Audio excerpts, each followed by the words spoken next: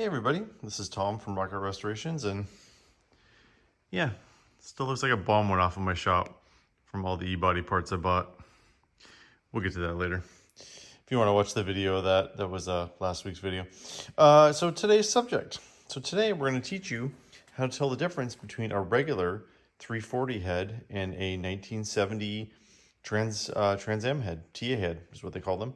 A little background. So Chrysler came out with the 340 in 1968, and it was a fantastic motor, giant killer, you know, free revving. They did a lot of really cool stuff on those, and they had what was called the X head on those. And the X, they had a giant X on the bottom of the head right there. Those were great. Those are very desirable heads. They were all 202 intake valve, big valve. They flowed pretty well. They were big ports. They worked really well. And then in 70, they came out with a little different head. It's basically pretty similar to the X head, except they either had J, O, or U on them. And this one's actually an O. And I've never really seen much of a difference on them. They had a cast number right here, which was 314 8915. And that was the cast number for 70 with the big valves. And the way to tell big valves on these is, here, I'll show you. These are a very used set of heads. I'm well aware of that. So what I always look for looking for the big valves is you look for the space between the intake and the exhaust valve. And if they're almost touching, that means they're big valves. So on a regular 360 head or a 318 head, there's a bigger gap there between the valves if it's a 188 valve versus a 202 valve. So these are 70 340 heads. The 68, 69 use the same valve size. They use this 70, 71. So, but what we're talking about today is these beauties right here. Got a good story how I got these. We'll go into that in a little bit. But what we're doing today is showing you the difference. Oh, I wonder if mice got in these in the other shop. That would be fun. So 1970 came out, and the 7340 is really pretty similar to the 69. There really isn't too much of a difference on them, except, again, they went from the X heads to the O, U, or J heads. And then about halfway through 70, Chrysler decided they wanted to go racing. So this was the era of total performance of Ford. They were trying to basically be in every race series, win every race. And it was, it was important. It was, race on Sunday, sell on Monday. It was a big deal back then. So Chrysler decided to go Trans Am racing, but they were way behind. So they got Dan Gurney, the All-American Racers, to build a Cuda for them. And they were doing the engine program. They decided to make a unique block for that car. And those blocks are very unique. They are, they're built for 4-bolt mains. They don't have 4-bolt mains, but they're built for it. Also, something else we'll go into a little bit here is another thing I got down at the swap meet in California, is that's actually the spiritual descendant of that TA block right over there. We'll get to that in a couple of minutes here. But the TA head, so the point of this video, what is the difference between a regular head for 1970 and a TA head? And I kind of knew this, I've researched this before, but it was just kind of interesting having two heads next to each other. So this head right here is the push rod hole right there. You can see right there, push rod right there, push rod hole right there. And then the 360 cast right there. I don't know why they put 360 on the 340 manifolds, but they did. On the TA head, they moved the push rods in. So you see the hole right there is bigger compared to that one. And then the push rod is moved over. It's real obvious when you see this. You can see this in all of these right here. It's push rod hole, push rod hole, push rod hole, but it's moved in. So why did they do that? Basically what they're trying to do is the push rod hole right here goes into the intake runner. So the gas is going in there, gets shrouded, and they have to curve there for that push rod hole. So on the TA head, they decided to move that over so they could get bigger ports on that on the race motors. They didn't do that on the stock motors. The ports are basically the same size, but they do flow slightly better. This one's had some work done to it. This was on like a vintage NASCAR motor that I got at the swap meet. But you can see the port size on those is very similar. The exhaust size, the exhaust outlets are the same too. They use the same exhaust manifolds on the 340 and the TA that year. Obviously the TA got a bunch of other stuff. It got the 340 in the 6-pack intake, the fresh air hood. It got a bunch of other really cool stuff for the race cars too that the 70 regular 340s did not. But that's the basic difference between the heads right there. As a random aside, when I was trying to dig up these 340 heads, 7340 heads. I was going back to my pile and I found an OS Solex carburetor. Got it one of my parts bin things. It's actually for a Simca, which is kind of neat. I don't know. And we need a carb for a Simca. Another thing to keep in mind on these are very hard to distinguish. So the casting numbers are the same on them. I mentioned that. But like if you have a J head from 1970 and you have a TA head, I mean, all the markings are the same. There's not like an obvious thing to look at that's the difference. But the regular 340 heads are basically the same. I mean, the only difference is that push rod hole. Like they both have the J on them. They both have the same casting number. You know, pretty much everything's the same on them. You know, they had adjustable rockers on the TA heads, but the stands are the same on those too. So they're very difficult to tell the difference between if you don't know about those push rod holes, because otherwise they are basically identical. Like you look at these two heads and there's really no differences between them other than those runners and the push rod holes right there.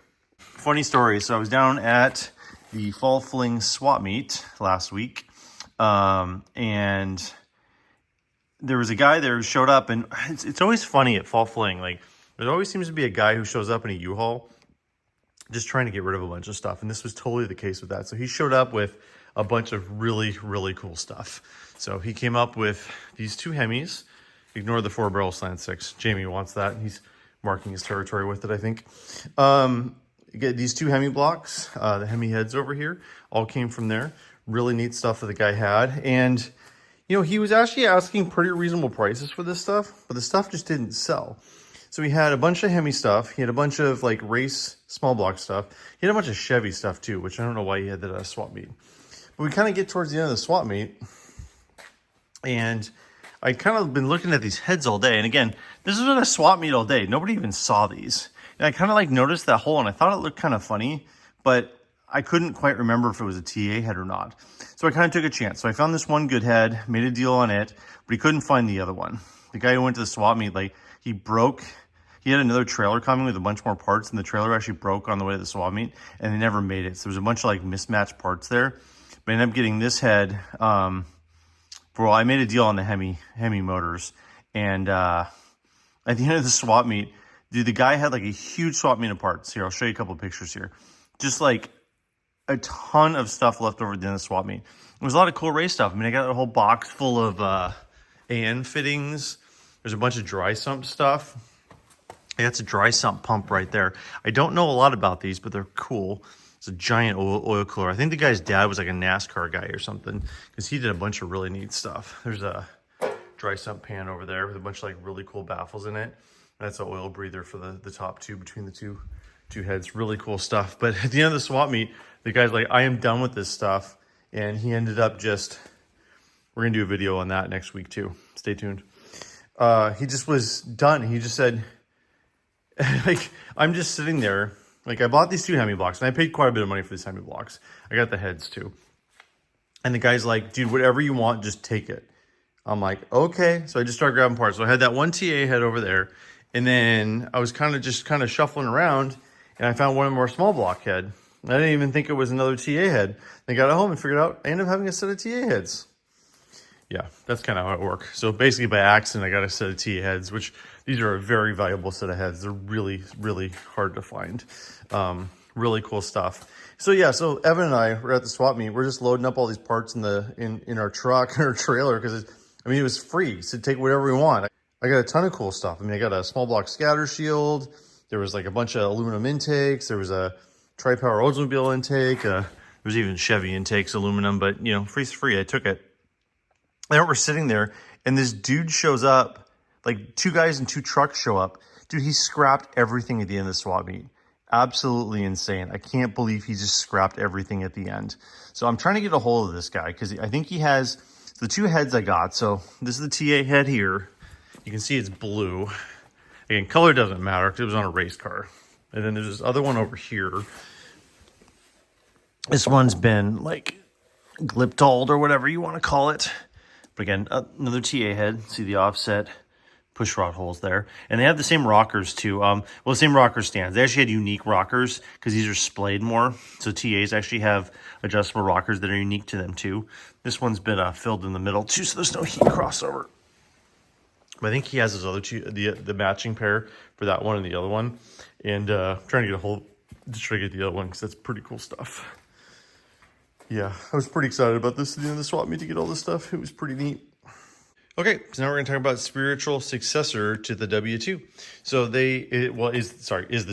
Well, it's W2 heads. Apparently the blocks aren't called W2. I got yelled at because I posted online that this was a W2 block, and I got yelled at saying it's not a W2 block.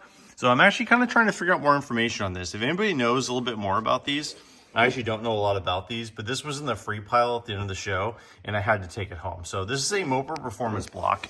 And it's 360 base, because 340 based.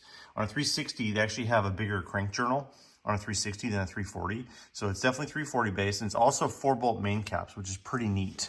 So you can see right here, the hole right there for the extra main caps. Fortunately, I did not get the main caps, and I think the guy has them. I'm hoping to be able to get them from him. We'll see. But these are pretty cool. This thing's like super beefed up. So this is like what the TA block kind of evolved into with the 4-bolt main caps. And, you know, much stronger block. The Valley Tray 2 is like super beefed up on this too. There's a ton more material on this. I think this guy raced late model like NASCAR stuff. And I think this was a block that he used in the late 70s. Maybe it was in a kit car or something, who knows. But I'm sure the TA heads, you know, had something to do with this. And then there's these W2 heads too, which are just kind of cool pieces. So you can see how big the ports are on those, and they're kind of round compared to those. I mean, they're kind of just goofy looking. You know, they're not round, they're not rectangle, they're kind of multiple shapes. But the W2 heads here, they're kind of circle. So if you guys watch Jamie at Dead Dodge Garage, I'm pretty sure he's going to end up with this block and heads. He's going to try to make this work. So stay tuned on his channel. So if you want to see somebody put this motor together, because I don't know, it's super cool. It's not something I'm probably ever going to build. So it'll probably end up going to Jamie here pretty soon. So yeah, unfortunately, the Trans Am program really wasn't that successful for Chrysler. I mean, they did miserable in 1970. The cars broke a lot. They weren't that successful. You know, Ford had been doing it for a while, so and Chevy, and they just had a lot more experience, and the program just didn't work. But it's pretty cool that we have this unique, you know, head and block that they came out with, and the 6-pack that came out with 70 for that program to homologate for the racing. I just think it's a really neat story, and they're really cool pieces. So, but yeah, so the short part of this video is how to tell the difference between a TA head and a regular head. But as always, I like to give you some more background on the deal and kind of tell you what happens. This is Tom from Rocket Restorations. We'll talk to you all soon.